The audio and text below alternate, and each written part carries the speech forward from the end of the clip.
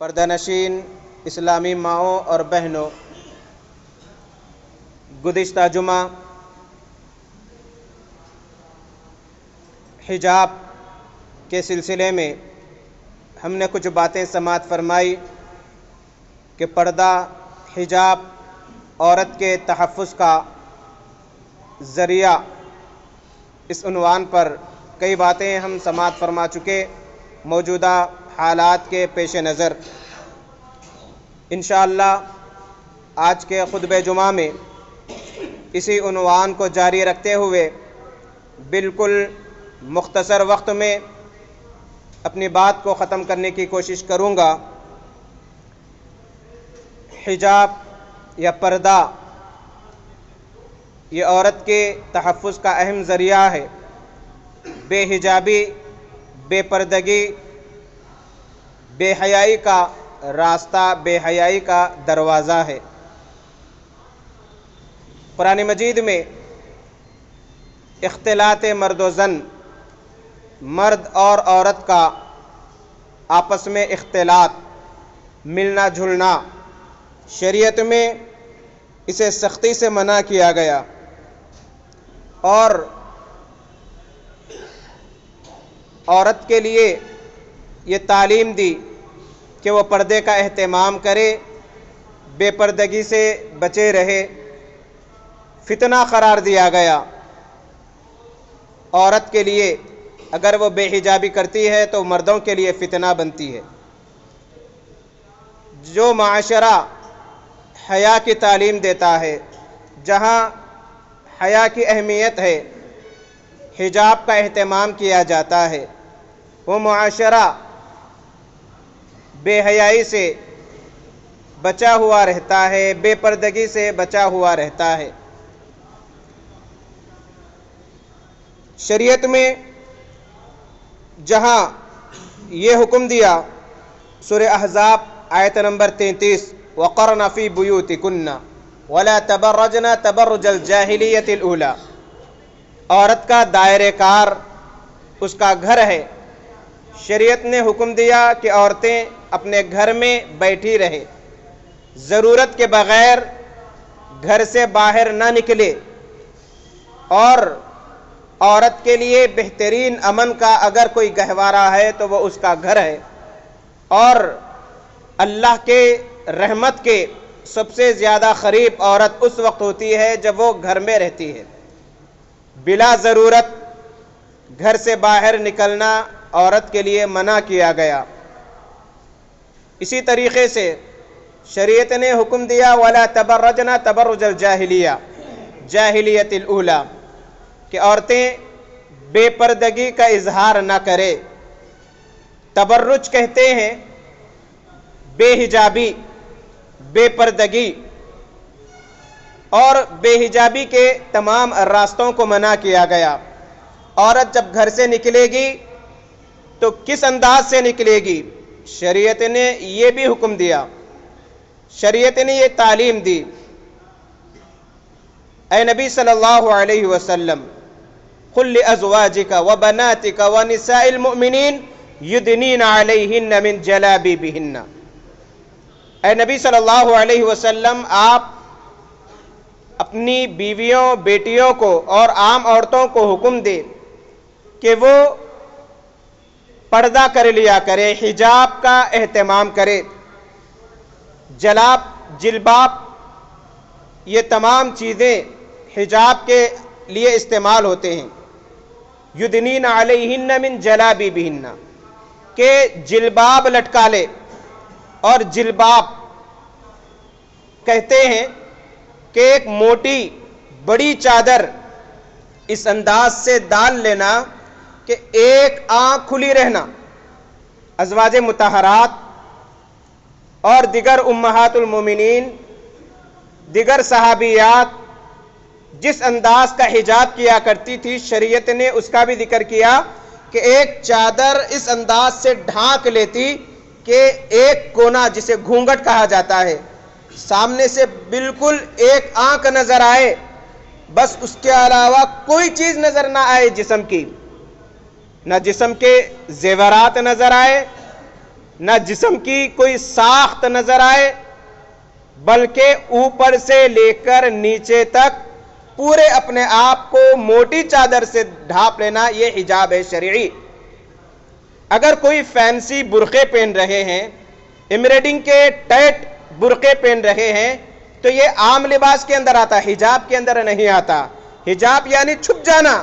اگر زیور ظاہر ہو رہا، اگر چہرہ کھلا رہ رہا، یا دیگر چیزیں ظاہر ہو رہی ہے، اگر چیزیں ظاہر نہ بھی ہوئی، عورت اگر برقع بھی پہن لے، اس کے جسم کے وہ اعضاء جو چھپنا چاہیے، جو مردوں کے جذبات کو بھڑکاتے ہیں، یہ بھی نظر نہ آئے، یہ بھی چھپے رہے، یہ حجاب کے اندر آتی ہے چیزیں۔ اور شریعت نے یہ حکم دیا کہ یدنین علیہن من جلابیبہن، کہ مومن عورتوں کو حکم دے کہ وہ اپنے آپ پر پردے ڈال لیا کریں۔ یہ واضح حکم قرآن مجید کے اندر سورہ نور، سورہ احزاب آیت نمبر 33 میں موجود ہے۔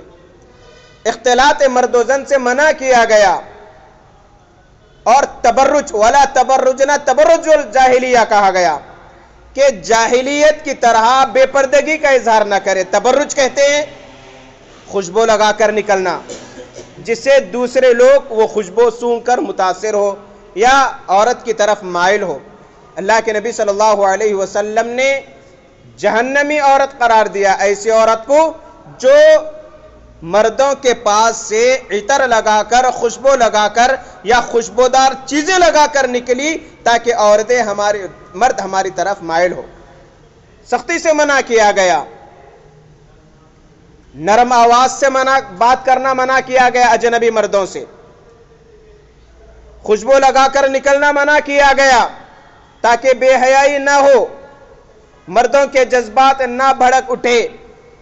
بجنے والے زیورات پہن کر نکلنے سے منع کیا گیا، جیسے پازیب وغیرہ ہے، تاکہ دوسرے متوجہ نہ ہو۔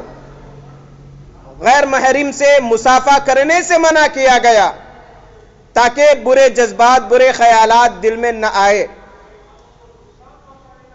پست آواز میں، اجنبیوں سے نرم آواز میں بات کرنے سے منع کیا گیا تاکہ دلوں میں وسوسے پیدا نہ ہو۔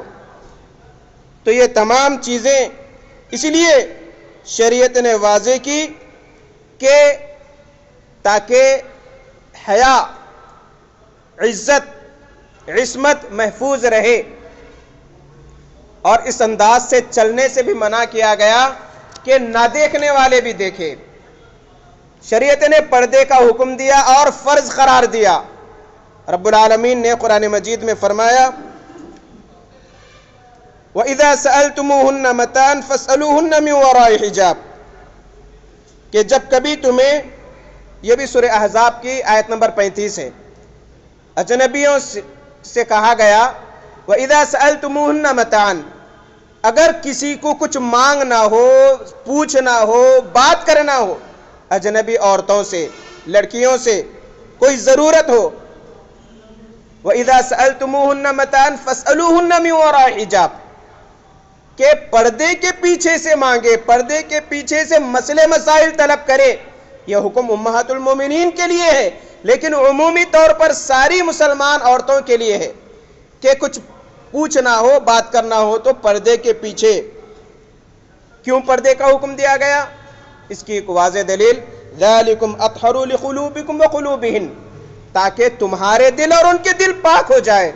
سبحان اللہ، یہ حکم اس دور کی خواتین کے لیے جسے جنت کی بشارت دی گئی، جن کی تربیت کرنے والے اللہ کے نبی صلی اللہ علیہ وسلم ہے، کہ جب مانگنا ہو تو پردے کے پیچھے سے مانگو تاکہ دلوں کے اندر کوئی کدورت نہ ہو، دلوں کی پاکیزگی۔ اسی لیے پردہ کیوں کرنا چاہیے؟ اس لیے کہ دلوں کی پاکیزگی ہو۔ صرف عورتوں ہی کے لیے پردہ نہیں، بلکہ شریعت نے مردوں کے لیے بھی یہ حکم دیا قُلْ لِلْمُؤْمِنِينَ يَغُضُّوا مِنْ أَبْصَارِهِمْ، کہ مردوں سے کہہ دو کہ وہ اپنے نگاہوں کی حفاظت کرے، اپنی نگاہیں اجنبیوں سے نیچی کرے، یہ بھی ایک قسم کا پردہ ہے۔ اور شریعت نے کہا اجنبیوں کو غلط نیت سے، برے ارادے سے اور عورت کو دیکھنا آنکھوں کا زنا، گندی باتیں سننا یہ کانوں کا زنا، پکڑنا ہاتھوں کا زنا، چل کر جانا پیر کا زنا قرار دیا گیا، تاکہ معاشرے کے اندر بے حیائی نہ ہو، معاشرہ پرامن رہ سکے۔ اسی لیے اللہ کے نبی صلی اللہ علیہ وسلم نے فرمایا کہ میں دو قسم کے جہنمیوں کو ایسے نہیں دیکھا۔ ایک تو وہ صحیح مسلم کی حدیث ہے، اس میں سے ایک وہ عورت جو لباس پہن کر بھی بے لباس نظر آئے۔ کب ہوتا ہے یہ؟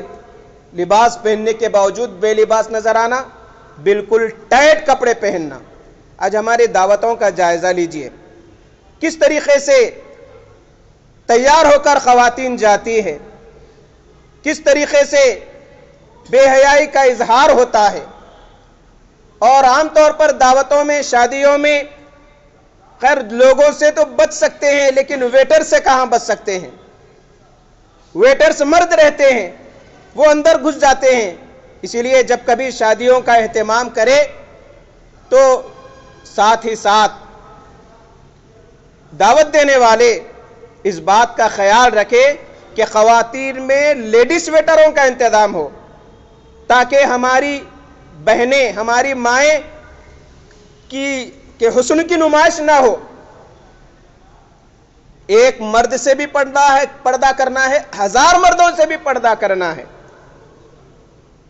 تو آج ہمارے معاشرے کا ایک عجیب المیہ یہ بھی ہے کہ بھائی بنا لیتے ہیں، جبکہ خلیرے بھائی، چچیرے بھائی، پھپھیرے بھائی سے بھی لڑکیوں کا پردہ کرنا لازمی ہے۔ نہیں، بچپن سے کھیلے ہوئے ہیں، بچپن سے دیکھے ہوئے ہیں، بات کر لیے تو کیا ہے؟ حکم شریعت نے منع کیا کہ عورت اپنی زینت کا اظہار نہیں کر سکتی۔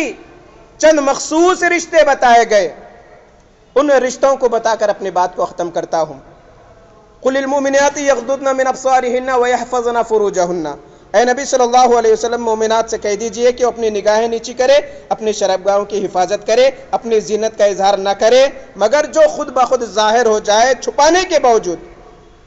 اس کے بعد نیچے شریعت نے حکم دیا وَلَا يُبْدِينَ زِينَتَهُنَّ إِلَّا لِبُعُولَتِهِنَّ، عورت اپنی زینت کا اظہار اپنے شوہروں کے سامنے کر سکتی ہے، او آبائی بعولتهن، سسر کے سامنے نکل سکتی ہے، او ابناء بعولتهن، اپنے شوہر کے پہلے جو لڑکے ہیں ان کے سامنے نکل سکتی ہے، او اخوانہن، اپنے بھائیوں کے سامنے اظہار کر سکتی ہے زینت کا، او بنی اخوانہن، یا بھتیجوں بھائی کے بیٹوں کے سامنے، او بنی اخواتہن، یا بھانجوں بہن کے بیٹوں کے سامنے، او نسائہن، عام عورتوں کے سامنے اپنی زینت کا اظہار کر سکتی ہے، او ما ملکت ایمانہن، یا غلام کے سامنے، او التابعین غیر اولی الاربۃ من الرجال، یا ایسے مرد جنہیں عورتوں کی خواہشات نہ ہو، او الطفل الذین لم یظہروا علی عورات النساء، یا وہ بچے جو عورت کی پوشیدہ چیزوں سے واقف نہ ہو۔ تو اتنے لوگوں کے سامنے عورت اپنی زینت کا اظہار کر سکتی ہے، اس کے علاوہ کسی اور کے سامنے نہیں، نہ مصافحہ کر سکتی ہے، نہ اپنی زینت کا اظہار کر سکتی ہے۔ بہرحال یہ کچھ ضروری باتیں تھے پردے کے سلسلے میں۔ اللہ تعالیٰ سے دعا ہے الہ العالمین ہم تمام کو شریعت کے مطابق جو پردے کے احکام بتلائے گئے اپنی ماں اور بہنوں کو سکھانے کی توفیق عطا فرما۔